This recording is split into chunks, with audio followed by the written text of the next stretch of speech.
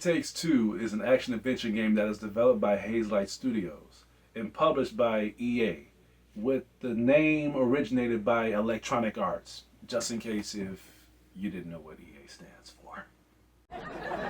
Cody and May, a married couple, are putting on divorce after Cody argues about May for working all the time, and May arguing back at Cody that he never shows appreciation for her job. Being aware of this, their daughter Rose takes her handmade dolls, which looks just like her parents, and tries to repair their relationship by play acting. Later on, the parents find themselves inside the dolls' bodies in consequence of the tear landing on the dolls. Struggling to find answers, they both try to find a way to gain their body back, but the hard part is not overcoming the enemies before them, but the fact that their own issues preventing themselves loving each other to save their marriage. This game is great. Like, it's more than great. It's fantastic. If you love, like, two-player co-op games that just forces you to not just make decisions, but just try to team up and just go over certain obstacles, but at the same time, you get intertwined with the character development as well, because I have not just enjoyed the gameplay and the story, but I was actually pulled in with the characters, with May and Cody. Even though I was not playing with Cody's character, my best friend was. I was playing with May's character. But I've gotten intertwined with both of them in a great aspect, in a bad aspect, and an emotional aspect.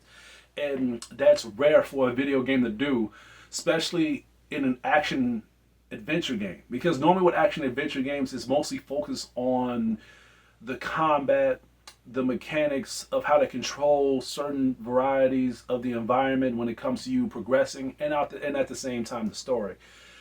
But what It Takes Two, it does that, but they want to be more focused on the aspect of you being in a relationship with these characters as you go along with their journey.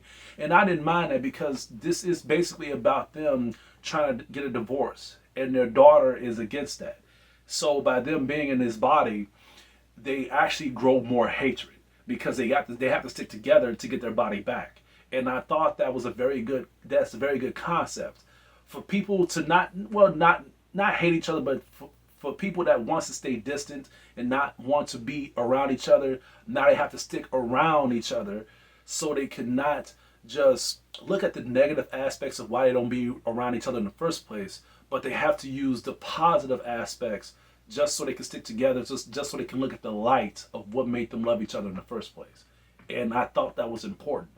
And these are the same people who made A Way Out, another great game that I recommend you guys to try out. You won't be sorry playing both of them, especially It Takes Two. The character development is very important. And the reason I'm saying that, the reason I keep saying that, is because I actually forgot to mention this. The character development on this game, and I don't know if they was doing this deliberately, but they have pulled every single envelope on this game when it came to the emotional aspect, because there were times when I was shedding tears.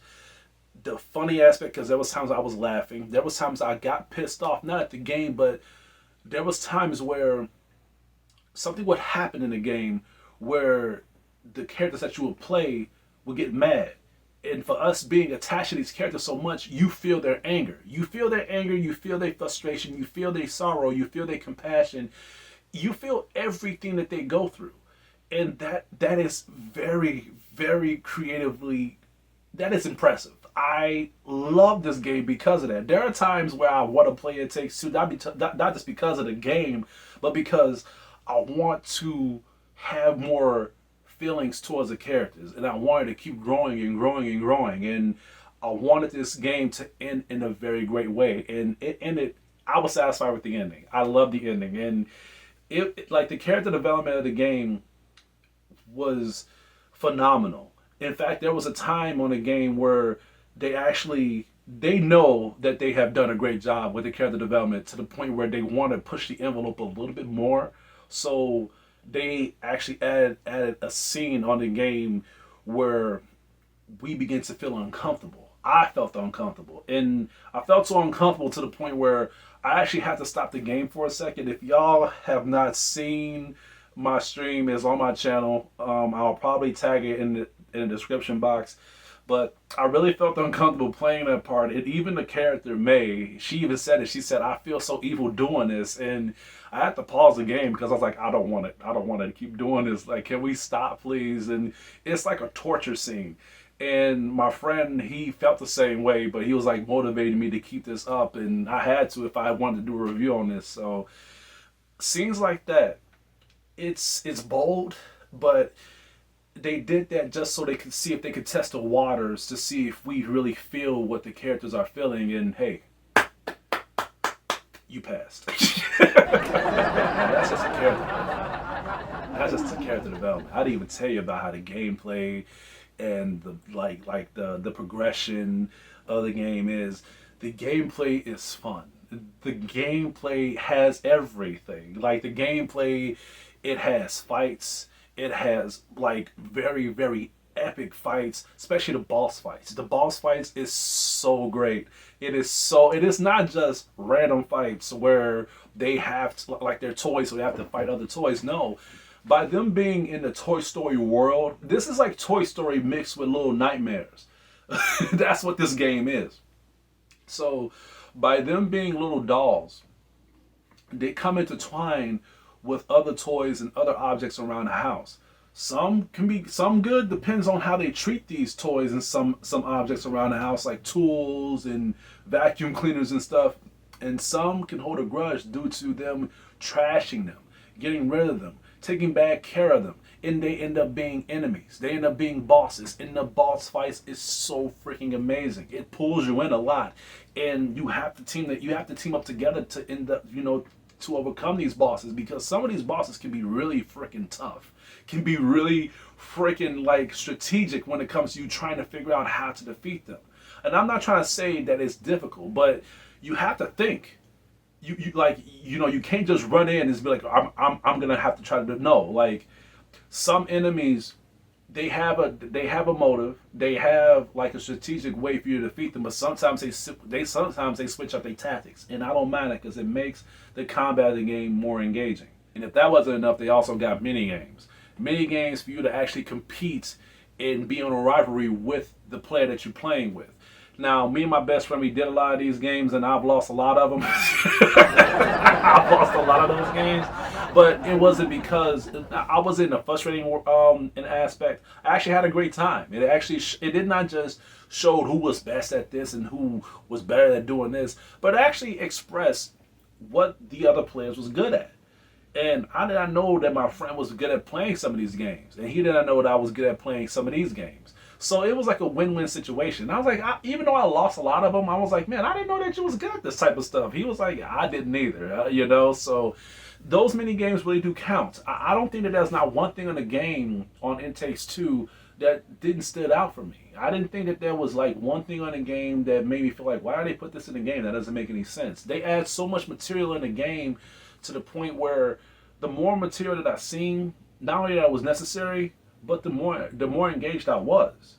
They have race scenes on the game. They have chase scenes. They have fly scenes. They even have a 2D fighting scene that's like Street Fighter. They do so much on this game. Like, no one that's gonna play this is gonna say that this game is boring and it didn't have a lot of material. I played a lot of this game, but what kind of pulled me in was the fact that I've heard about this game being released. I didn't really pay no mind to it because there was so many games I wanted to try to pre-order and try to get out, like the new Aliens game, the Oculus Trip game that I'm going to be reviewing pretty soon. That's not going to be a good review, I promise you that. Demon Slayer, it was just so much. Far Cry 6. So my friend told me about It Takes Two, and I'm glad that he told me about it. And for those who are looking for a two-player game to just have fun with your friends, or this is actually a great relationship game too.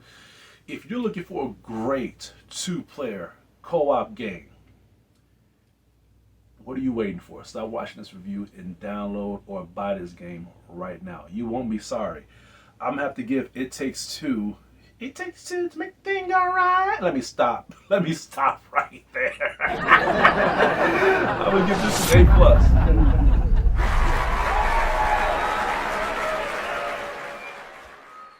You should have seen that coming. You should have fucking seen that coming. You seen that coming. I mean, come on. Come on now. You should have seen that coming. But some people may say that that's a flaw because of the fact that you don't got the choice, that you can't play with one player. I mean, a game like this, I mean, there are games that has two players only, online only. You should be aware of this by playing It Takes Two. I didn't have no problem with it. I feel like a game like this should be well warranted when it comes to you and your friends sticking together. Now, I did have one issue with the game, and that's the fact that even though you're playing online, the game is still split screen.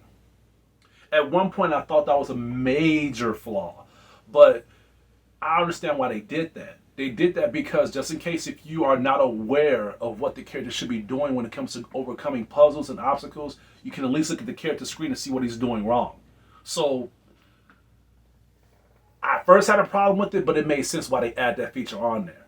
So if you look at it that way, it's not really an issue to be reckoned with. It's just something that you just need to be aware of why they put that feature in the game in the first place.